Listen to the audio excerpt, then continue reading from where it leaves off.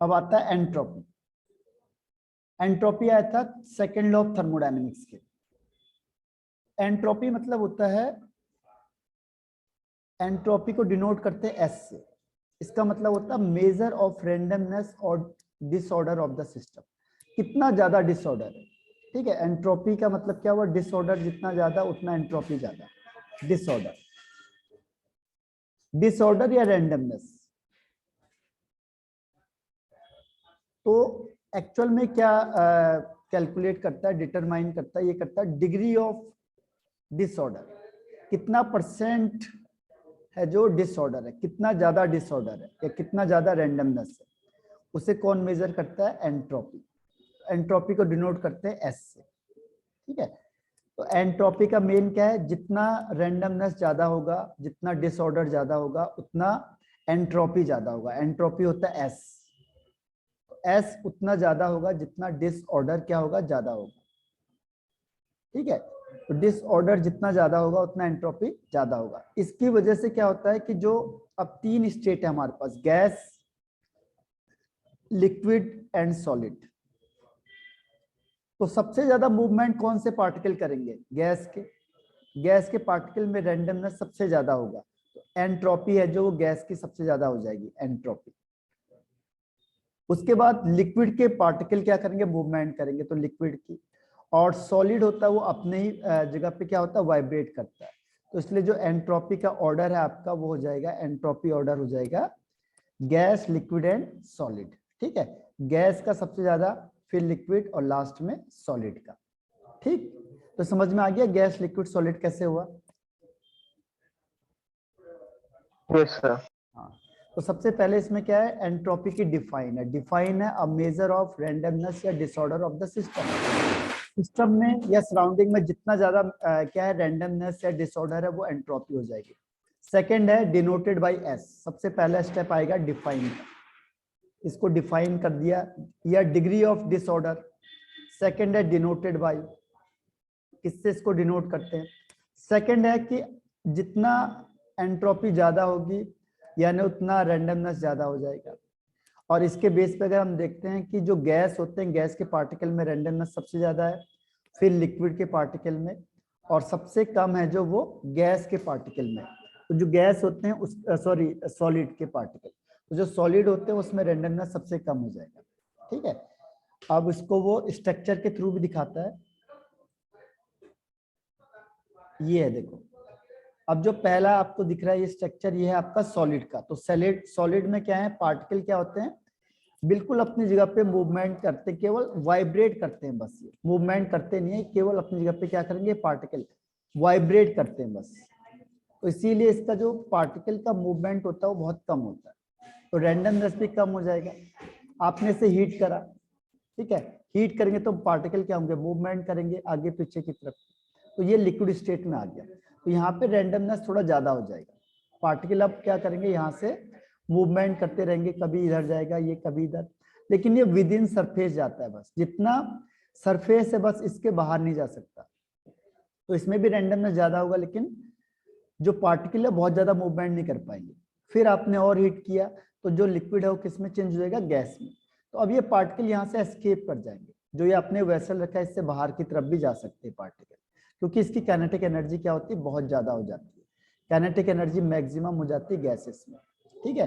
तो यहाँ पे रैंडमनेस सबसे ज्यादा है, तो इसलिए गैस होते हैं जो उसमें सबसे ज्यादा रैंडमनेस, फिर लिक्विड में, और सबसे कम सॉलिड, ठीक है। तो ये हो गया इंक्रीज ऑफ रैंडमनेस या डिसऑर्डर या entropy from solid to gas, ठीक। Yes sir.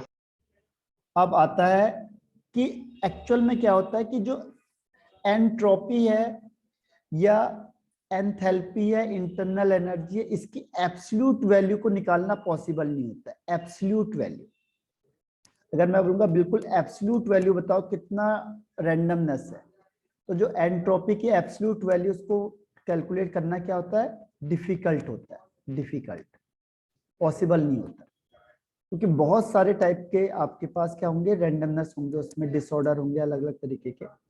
तो उसी तरीके से जैसे इंटरनल एनर्जी एंथैल्पी होता है, तो इसका भी एब्सोल्यूट वैल्यू को निकालना मुश्किल होता है, इसीलिए जो एंट्रोपी होता है वो स्टेट फंक्शन होता है। स्टेट फंक्शन, जो एंट्रोपी होता है वो स्टेट फंक्शन होता है पहली चीज। और दूसरा ये एक्सटेंसिव प्रॉपर्टी होता है, एक्सटेंसिव प्रॉपर्टी। क्यों? क्योंकि ये पार्टिकल पर डिपेंड करता है। अगर दो पार्टिकल है तो रैंडमनेस कम होगा, अगर 4 पार्टिकल हो गए तो रैंडमनेस ज्यादा हो जाएगा, अगर 4 की जगह पे 8 पार्टिकल हो गए तो और ज्यादा रैंडमनेस हो जाएगा। जैसे जैसे क्या करेंगे, पार्टिकल इंक्रीज होते जाएंगे, वैसे वैसे क्या होगा, रैंडमनेस भी इंक्रीज होता जाएगा। रैंडमनेस इंक्रीज हो रहा है यानी एंट्रोपी इंक्रीज हो रही है। तो ये नंबर ऑफ पार्टिकल या अमाउंट पे डिपेंड करेगा, इसीलिए ये एक्सटेंसिव प्रॉपर्टी। एक्सटेंसिव है, स्टेट फंक्शन क्यों है? क्योंकि इनिशियल और फाइनल स्टेट पे डिपेंड करता है, ये पाथ पे डिपेंड नहीं कर सकता।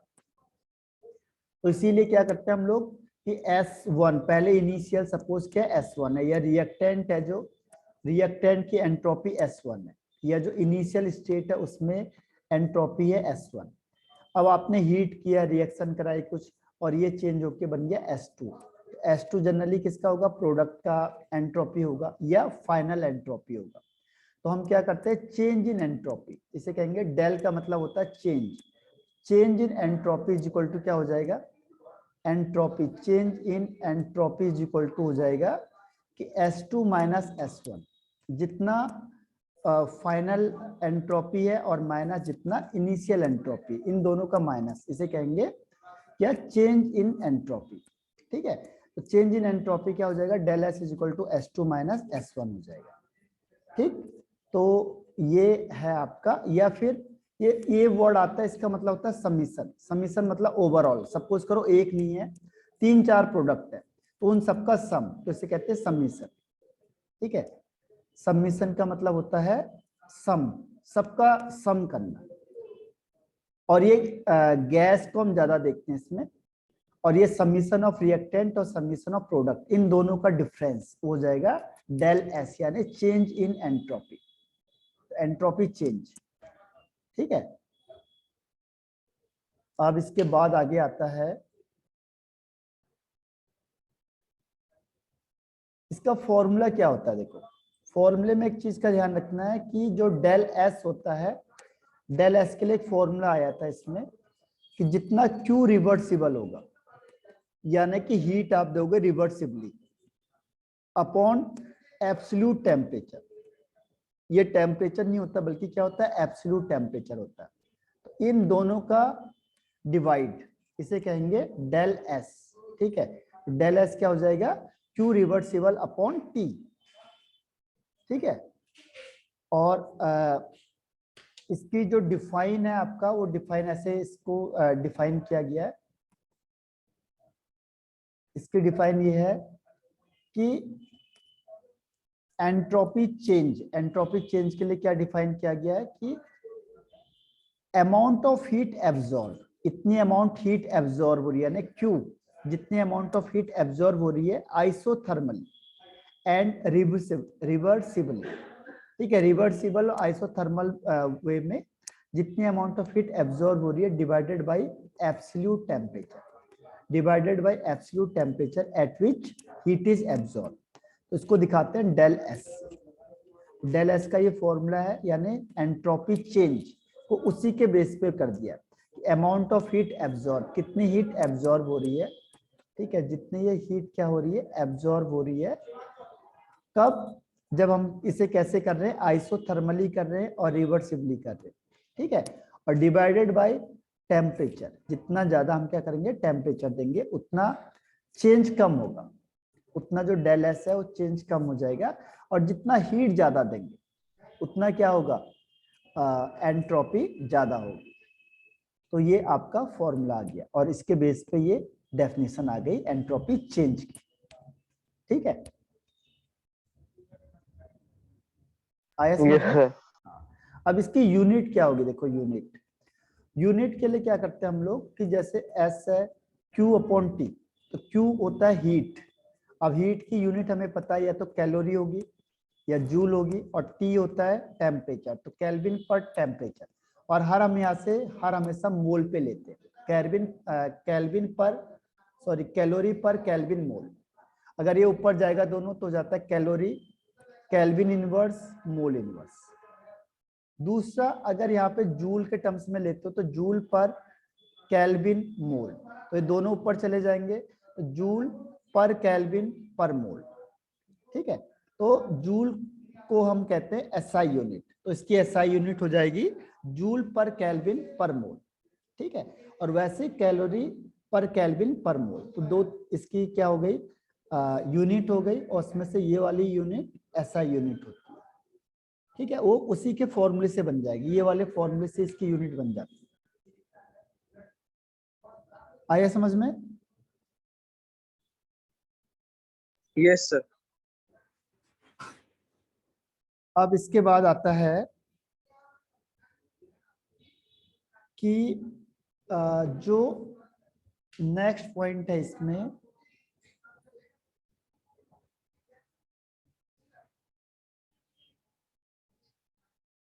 Entropy is a state function. अभी डिस्कस किया था हमने कि ये इनिशियल और फाइनल स्टेट पे डिपेंड करेगी। जो एंट्रोपी होती है वो स्टेट फंक्शन होती है, यानी क्या बताया था, एक तो एंट्रोपी क्या होती है, स्टेट फंक्शन है। स्टेट फंक्शन क्यों होती है, क्योंकि ये इनिशियल और फाइनल कंडीशन पे ही डिपेंड करेगी। जो एंट्रोपी होती है यानी S2 माइनस S1 करते हैं, तो ये फाइनल है, तो फाइनल एंट्रोपी और इनिशियल एंट्रोपी इसी पे डिपेंड करेगी, बस फाइनल और इनिशियल कंडीशन पे डिपेंड करती है, तो इसीलिए ये स्टेट फंक्शन है। और दूसरा आपको बताया था एक्सटेंसिव प्रॉपर्टी है, क्योंकि ये अमाउंट पे डिपेंड करेगी। ठीक है, तो स्टेट फंक्शन होती है क्योंकि ये क्या है, इनिशियल और फाइनल स्टेट पे ही डिपेंड करती है, इसीलिए entropy is a state function. अब नेक्स्ट इसमें आता है entropy change during phase transformation. Phase का मतलब कोई सॉलिड से लिक्विड में या लिक्विड से गैस में चेंज हो रहा हो तो कितनी एंट्रोपी चेंज होगी। Entropy change during phase transformation, इसमें पहला आता है entropy of fusion. Entropy of fusion, entropy of fusion, entropy of fusion. देखो फ्यूजन का मतलब क्या होता है, जितनी एंट्रोपी चेंज हो रही है, एंट्रोपी चेंज कब, जब व्हेन 1 मोल ऑफ सॉलिड, आप 1 मोल ऑफ सॉलिड को चेंज करोगे किसमें, लिक्विड स्टेट में चेंज करोगे, लिक्विड फॉर्म में चेंज करोगे। ठीक है, एट इट्स मेल्टिंग पॉइंट, उसके मेल्टिंग टेम्परेचर पे। ठीक है, मेल्टिंग टेम्परेचर पे जब आप क्या करोगे, 1 मोल ऑफ सॉलिड को चेंज करोगे लिक्विड फॉर्म में, तो जितनी एंट्रोपी चेंज होगी वो हो गई एंट्रोपी ऑफ फ्यूजन। जैसे एंथैल्पी, एंथैल्पी था तो यहाँ पे हमने क्या करते थे, एंथैल्पी लिख देते थे। एंट्रोपी है तो यहाँ पे एंट्रोपी हो जाएगा बस। Entropy change when 1 mole of solid is change into liquid form at its melting point is called enthalpy of fusion. Clear है? Yes sir. अब देखो इसको डिनोट किससे करेंगे, डिनोट करेंगे डेल, ये फ्यूजन एस से। डेस जो है यह डेल फ्यूजन, फ्यूजन का मतलब फ्यूज हो रही है यानी सॉलिड टू लिक्विड में चेंज हो रही है, और एस का मतलब एंट्रोपी। तो ये किसके इक्वल होगा, एंट्रोपी किस फॉर्म में, जो लिक्विड फॉर्म में है, माइनस एंट्रोपी जो सॉलिड है, इन दोनों का डिफरेंस। तो ये हो जाएगा डेल चेंज, और ये किसके बराबर हो जाएगा, del fusion H upon time, sorry temperature at its melting point. ठीक है, इन दोनों को डिवाइड करेंगे तो ये आपका आंसर आ जाएगा डेल फ्यूजन एस का, यानी entropy of fusion is equal to entropy in liquid state minus entropy in solid state is equal to del fusion H, यानी enthalpy of fusion divided by temperature, और temperature कौन सा होना चाहिए, melting temperature जिसमें वो मेल्ट हो रहा होगा। ठीक है, और ये मोलर एंट्रोपी, मोलर मतलब फॉर 1 मोल, ध्यान रखना ये सब मोलर आता है, यानी 1 मोल फिक्स कर दिया 1 मोल।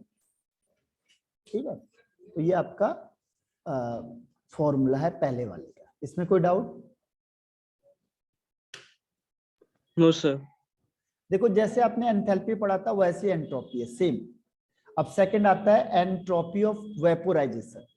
एंट्रोपी ऑफ वेपोराइजेशन, वेपोराइजेशन का मतलब क्या होता है, देखो वेपोराइजेशन का मतलब होता है जब आप वेपर्स में चेंज करोगे, यानी लिक्विड टू गैस, जब लिक्विड टू गैस में चेंज करोगे तो होता है वेपोराइजेशन। तो वेपोराइजेशन में डिफाइन क्या होगी, देखो डिफाइन सेम होती है एंट्रोपी चेंज। कब? जब व्हेन 1 मोल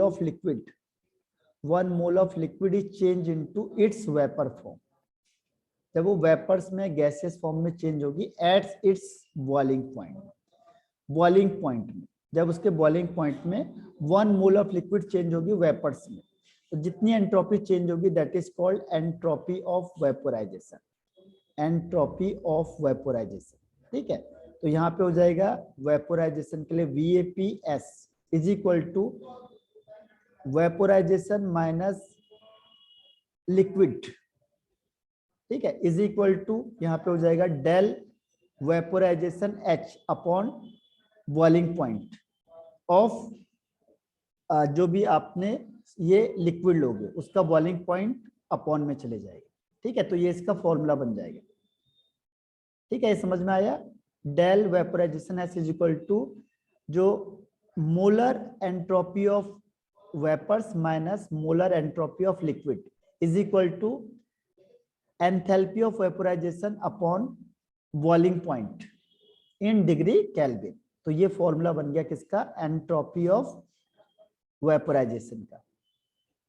समझ में आया? Yes sir. अब थर्ड आता है इसमें, next is entropy of sublimation. जैसे उसमें था एंथैल्पी ऑफ सब्लिमेशन, ऐसे यहाँ पे हो जाएगा entropy of sublimation. Entropy of sublimation define में कोई चेंज नहीं है, डिफाइन में एक ही चेंज है बस, यहाँ पे लिखना आपने एंट्रोपी, वहां पे लिखा था एंथैल्पी, ठीक है। एंट्रोपी चेंज, कितनी एंट्रोपी चेंज हो रही है, व्हेन 1 मोल ऑफ सॉलिड, जब आप 1 मोल सॉलिड को डायरेक्ट कन्वर्ट करोगे किसमें, वेपर फेज में, direct convert into vapour phase, ठीक है, एट अ पर्टिकुलर टेम्परेचर, किसी एक पर्टिकुलर टेम्परेचर में, तो उसे कहेंगे एंट्रोपी ऑफ सब्लिमेशन। तो सब्लिमेशन को किससे डिनोट करेंगे, डेल सब्लिमेशन एस से। ये किसके इक्वल हो जाएगा, entropy of vaporization, molar entropy of vaporization या vapours minus molar entropy of solid is equal to enthalpy of sublimation, enthalpy मतलब H अपॉन T, किसी एक पर्टिकुलर टेम्परेचर। तो ये फॉर्मूला हो जाएगा इसका डेल सब्लिमेशन S का, यानी एंट्रोपी ऑफ सब्लिमेशन का, ठीक है। तो एंट्रोपी में यहाँ पे डिवाइडेड बाय T आ जाएगा, बस बाकी कुछ नहीं होने का, H और T डिवाइड में आ जाएगी, तो ये हो जाएगा एंट्रोपी ऑफ सब्लिमेशन, ठीक। Yes sir.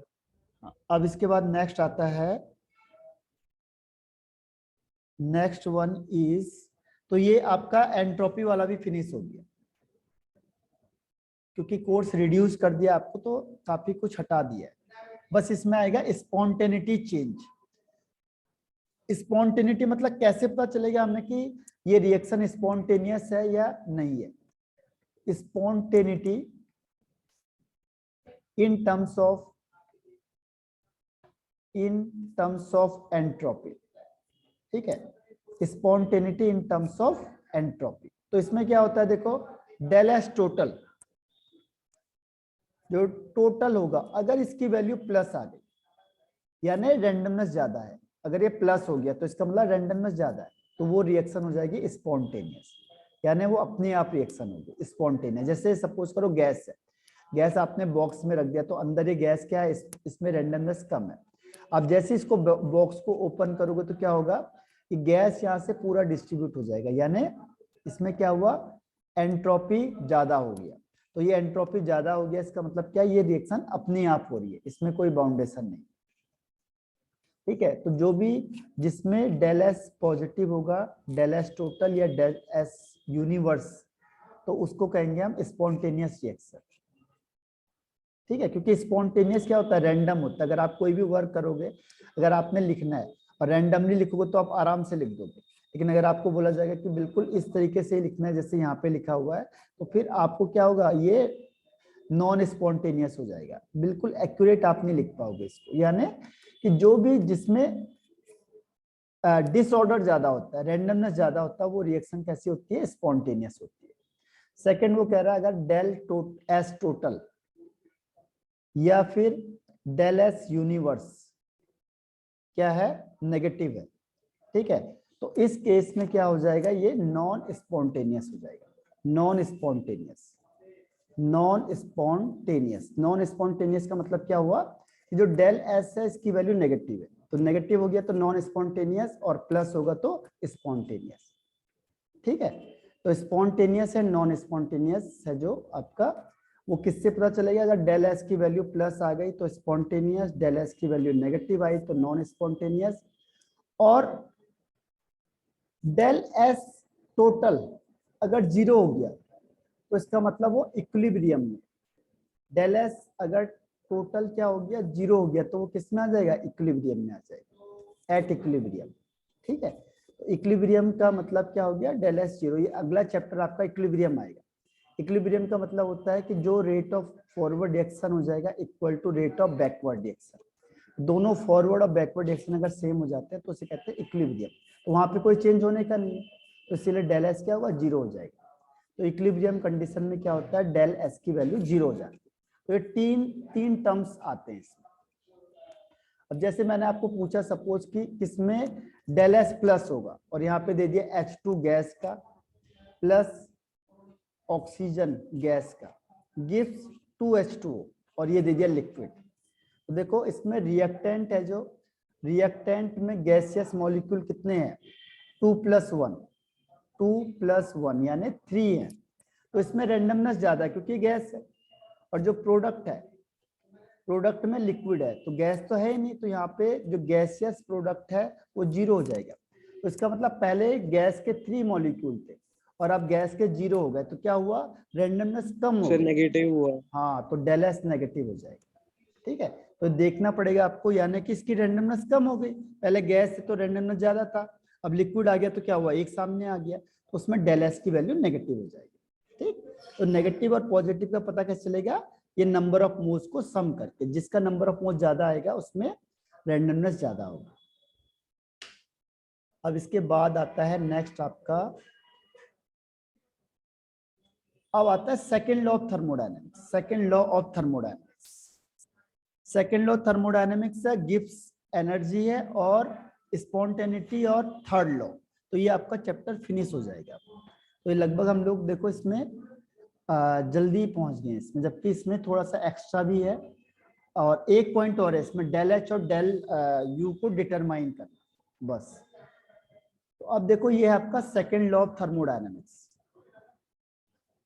Second law of thermodynamics, अब सेकंड लॉ ऑफ थर्मोडायनेमिक्स क्या कहता है, वो कहता है कि एक्चुअल में जो फर्स्ट लॉ ऑफ थर्मोडायनेमिक्स था इसकी एक लिमिटेशन थी। फर्स्ट लॉ ये नहीं बता पाता था कि मैंने कहा हीट फ्लो हो रही है तो बता देगा कि हीट फ्लो हो रही है, लेकिन वो ये नहीं बता पाता था कि हॉट बॉडी से कोल्ड की तरफ जा रहा है हीट, या फिर कोल्ड से हॉट की तरफ जा रहा है, यानी डायरेक्शन नहीं बता पाता किस डायरेक्शन में जा रहा है या कौन सी डायरेक्शन हो रही है।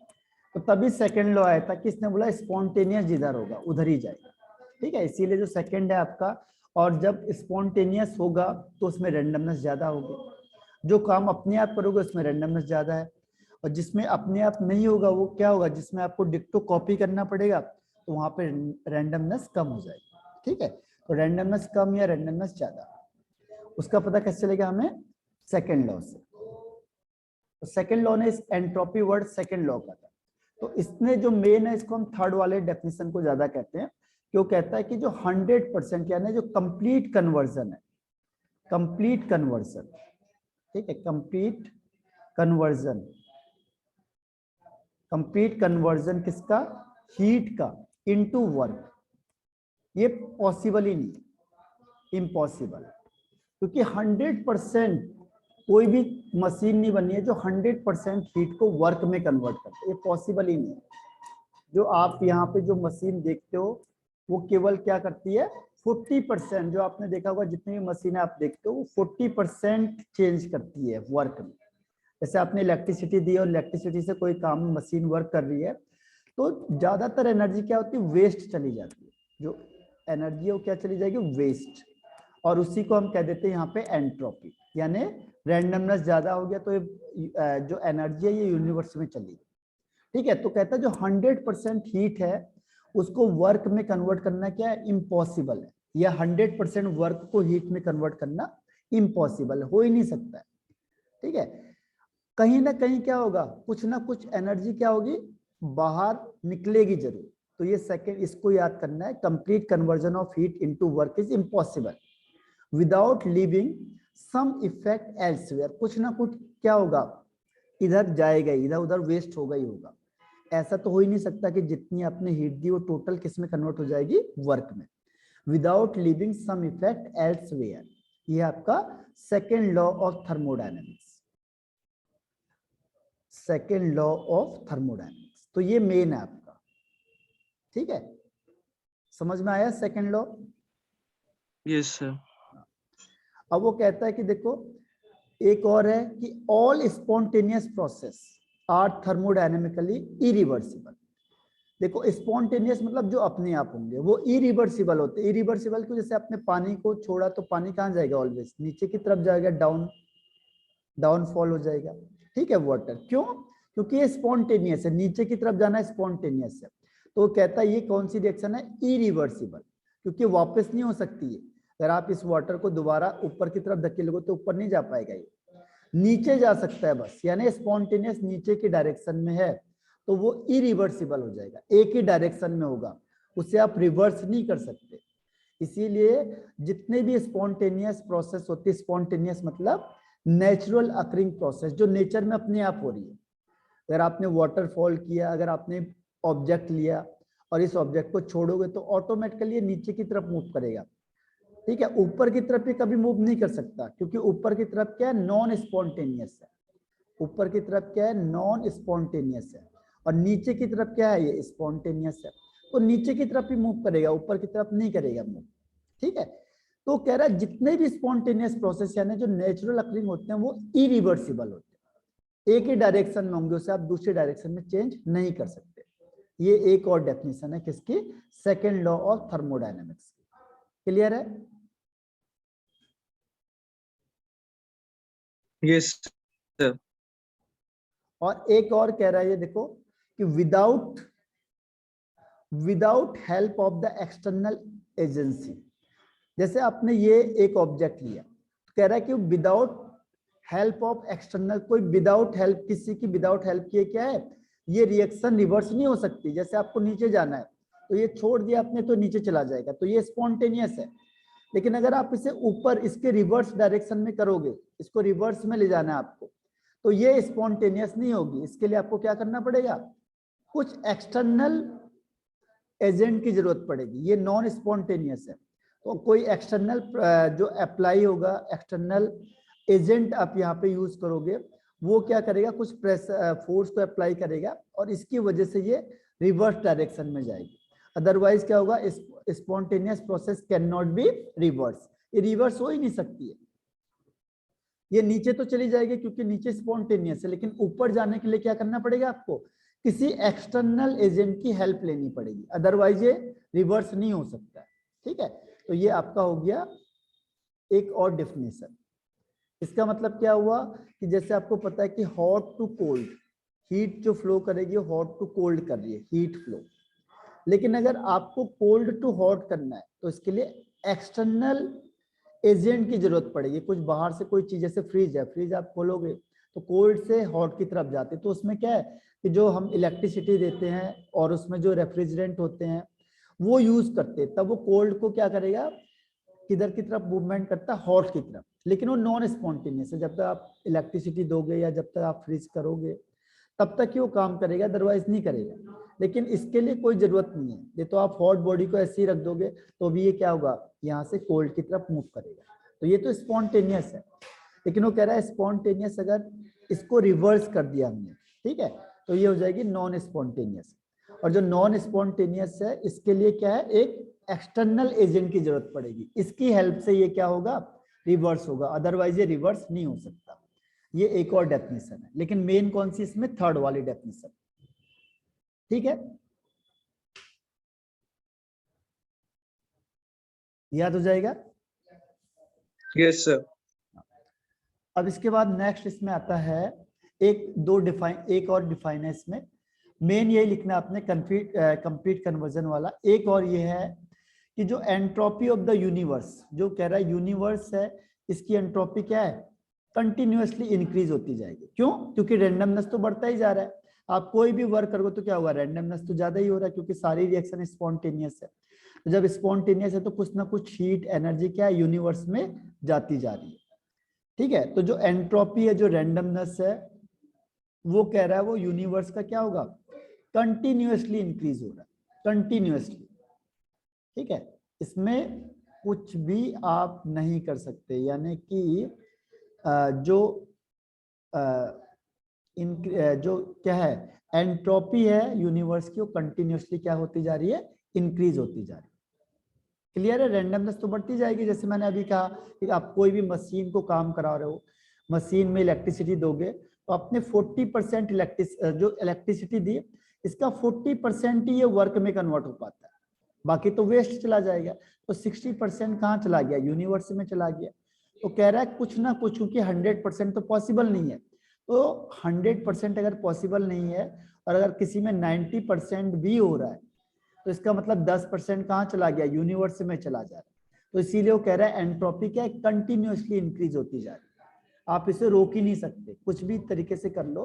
तो एंट्रोपी है जो यूनिवर्स की, वो इंक्रीज होती जाएगी। क्यों? क्योंकि रेंडमनेस, जो स्पॉन्टेनियस रिएक्शन है उसमें क्या होगा, रेंडमनेस तो इंक्रीज होता ही जाएगा, इसीलिए। तो ये समझ में आया? Yes, sir. हाँ, इसमें से याद कौन सा करना है आपको, थर्ड वाला, complete conversion of heat into work is impossible without leaving some effect elsewhere. अब आता है इसमें एक फैक्टर आता है, gives free energy, gives free energy. ठीक है, बस अब इसमें अभी जो मेन बचा हुआ है, एक ही बनाया बचा है इसमें, एक है गिव्स फ्री एनर्जी और थर्ड लॉ ऑफ थर्मोडायनेमिक्स। ठीक है, गिव्स फ्री एनर्जी है और थर्ड लॉ ऑफ थर्मोडायनेमिक्स, और एक है आपके पास और थर्ड लॉ ऑफ थर्मोडायनेमिक्स, और एक है कि कैसे आपको मेजर करना है डेल यू और डेल एच को। तो 3 हेडिंग इसमें बची हुई है बस, 1, 2 एंड 3, तो ये फिनिश हो जाएगा। तो 2 आज हम फिनिश करेंगे, एक को हम बाद में करेंगे, ये भी छोटा सा ही है। ठीक है, 5 या 10 मिनट का टॉपिक है बस। तो अभी हम ये टाइम भी खत्म हो रहा है, तो आपको रिज्वाइन करना है, तो ये दोनों आज अभी फिनिश कर देते हैं। ठीक है, तो रिज्वाइन कर लो आप सेम आईडी पे। Okay, sir.